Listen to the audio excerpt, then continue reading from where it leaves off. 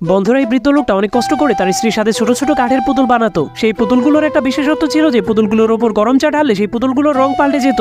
বৃদ্ধ লোকটা একটা মেয়ে পুতুল বানিয়ে সেই পুতুলটার নাম রাখে চম্পা, কিন্তু তখনই তার স্ত্রীর হার্ট অ্যাটাক চলে আসে, যার কারণে তার স্ত্রী সেখানেই মারা যায়। এরপর বৃদ্ধ লোকটা তার সবগুলো পুতুল বিক্রি করে তার কাজ বন্ধ করে দেয়। সেই পুতুলগুলোকে এই দোকানদার কিনে নিয়েছিল। সে তার কাস্টমারকে দেখাচ্ছিল যে এই পুতুলগুলোর ওপর গরম চা দিলে পুতুলগুলোর রং পাল্টে যায়। এটা দেখার পর সবগুলো কাস্টমার অনেক খুশি হয়, কিন্তু দোকানদার একটি পুতুলের ওপর চা ঢালে না। সেই পুতুলটার নাম ছিল হেনরি। তখনই একটা মেয়ে হেনরির ওপর চা ঢালতে চায়, কিন্তু দোকানদার তাকে বলে এই পুতুলের উপর চা ঢেলো না, এই পুতুলের উপর চা ঢাললে এই পুতুলের রং পাল্টায় না, এই পুতুলটা আমার একদমই পছন্দ না, এই পুতুলটাকে আমি ডাস্টবিনে ফেলে দেবো। এরপর রাত হলেই সবগুলো কাঠের পুতুল জীবিত হয়ে যায়। হেনরি অনেক দুষ্ট ছিল, সে সবগুলো পুতুলকে অনেক বিরক্ত করত। এরপর হেনরি তার বন্ধু পিগির কাছে চলে যায়। তার বন্ধু পিগি সারা রাতি ফিজিক্সের বই পড়তো। কিছুক্ষণ পর সবগুলো পুতুল একসাথে হয়ে হিসাব করতে শুরু করে দেয়। তাদের হিসাবটা ছিল আজকে কার উপর সবচেয়ে বেশিবার চা ঢালা হয়েছে, কারণ যার উপর সবচেয়ে বেশিবার চা ঢালা হয় তাকে অনেক ভাগ্যবান বলা হয়। পরে কি হয়েছিল দেখতে লাইক করে কমেন্টে পার্ট 2 লিখে দিন।